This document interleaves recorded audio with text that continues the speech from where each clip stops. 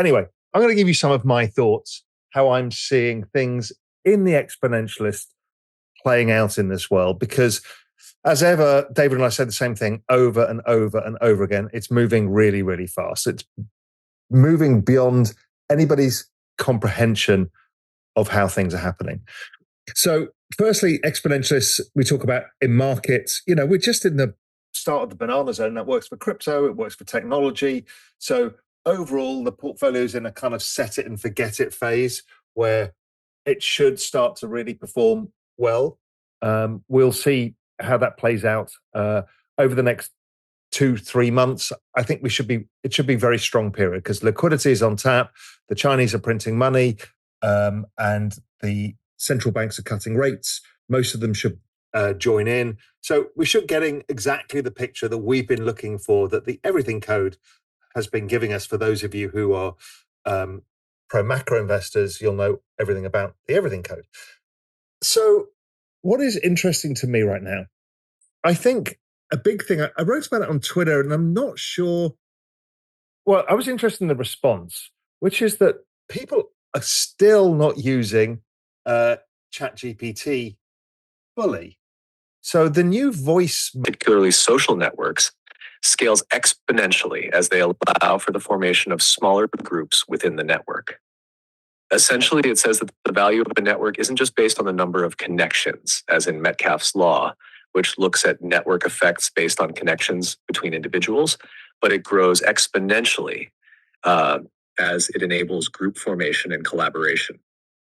In the context of the exponential age, Reed's law applies to how various exponential technologies like AI, blockchain, and decentralized systems work together in networks and create new possibilities that multiply far beyond linear growth. These technologies allow smaller, highly efficient networks or ecosystems to form within larger ones, increasing the overall network's value by orders of magnitude. For example, blockchain doesn't just connect people, it enables decentralized financial systems, governance structures, and even DAOs. Okay. If that doesn't blow your mind, then you are made of granite. And that is the old version. The new version is completely fluid. It's only got published an hour ago, so you guys are going to peek behind the curtain. Let's go. Watch your jaw drop. It'll take a few minutes just to do this. I can't understand how it does this. This is the closest GPT-4 with advanced mode is magic, but trust me, this is magic. So it'll do it. And what it does is, as I said, it reads the entire document, creates notes of it, giving a study guide, briefing documents, table of contents, timelines, all of this stuff. It's already summarized it for me. And it's going to make a podcast of two people discussing GMI. Now, I haven't really shown this internally at Real Vision, but I can't help but think this doesn't change everything all over again in many ways. So it's still loading. So let's wait for that. I can start asking questions and stuff like that, but let's do this in the meantime. So there are many of these things that keep coming out that really kind of 10x our productivity and our way of navigating the world. The hard thing is actually just staying on top of the trends. I mean, I feel like I've left behind. I can't. Our screen within this is Meta. David wrote this up for GMI, so we'll probably hear a little bit about this later once the thing is uploaded. I don't know why it's so slow. It's probably because I'm on video. My internet's not that fast.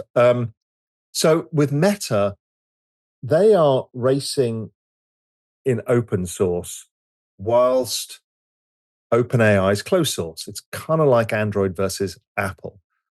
And, you've seen the entire change in Mark Zuckerberg and how he looks, how he talks, what he does versus old Mark Zuckerberg. Mark's now man of people. Now, you got to realize none of these guys are altruistic. Sure, there is some altruism behind open source models, but really what Zuck is betting on here is that a network of 3.5 billion people and you introduce open source AI is going to add kind of infinitely more valuable than trying to scale a closed source system. And that goes back to that Reed's law question that I asked ChatGPT a minute ago. Understanding of that document. Most of that document is graphs. It can read all of the graphs and understand what they mean. It'll give me notes on all of it, and then I can build note files based around other stuff. So let's say I want an exponential age note file. I just keep adding stuff, and I get this superpower of having this voice podcast way of digesting this information for me, but also I get a different thing, which is the ability to then keep all of my notes in one space and access them like it's my own internet. And so then I can then write articles about that. So I could say, hey, knock me out an article. Well, I don't know actually, but ChatGPT could do this easily. Is then, okay, knock me out a quick article for LinkedIn, or knock me out an article about XYZ that's part of that document. So it's an extraordinary moment in time to see that. I mean, that is literally magic. That's magic. I mean, I was speaking last night actually to Beeple, Elon, who said something that he's brilliant at left and right. And he just said, the largest nuclear reactor we will ever need as a species is already in the sky. It's the sun. It's endless nuclear fission. So one of the mid-curve arguments is, well, density of energy source matters. Well, it does and it doesn't. It does because the sun is the densest energy form of all. It's just a bit further away. But what it creates is unbelievable abundance of energy. Okay, so maybe abundance is more important than density. That is the densest source. It literally is the largest nuclear reactor in our solar system. In fact, it's using the mid-curve, well, that can't be done. And what about batteries? And you go into if physics says it's possible, then it's doable. So then the rabbit hole I went down is, okay, what are the things in the way of this? Well, the solar panels and everything else are plummeting in price. They get more efficient over time. They're 20% efficiency. They'll get to 30%, 35% efficiency. Okay, that's good enough. Then it's like, well, how you distribute it. Well, storage, David and I have talked about this, distributed grids. Well, I can take the sun. Oh, that's the other mid-curve. It's like, well, the sun doesn't shine all day, or, well, there's sometimes when the sun doesn't shine at all. It's like, no shit, Sherlock. That's what batteries are for. Tesla's already solved that at small level. And they do stack, but that battery technology at larger municipality or business level, that's coming very soon. So the point being is the technology will come. And then you look at the pace of technological advancements of batteries, they're all exponential. The prices of 50 nuclear power plants it's doing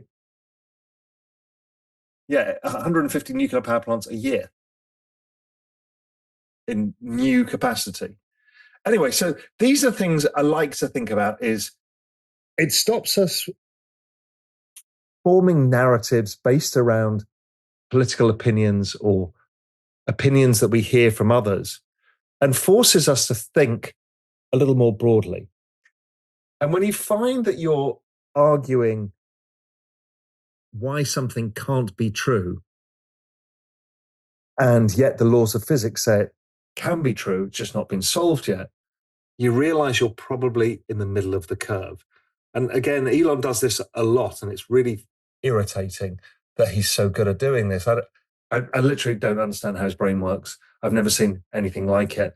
And, he may be a total dick, but ask all of the things happening at the same time. David and I try and tease them apart. And these kind of the State of the Union address, this quarterly thing, for me was really about trying to frame it within the exponential age thesis and make sure you're coming along for the ride.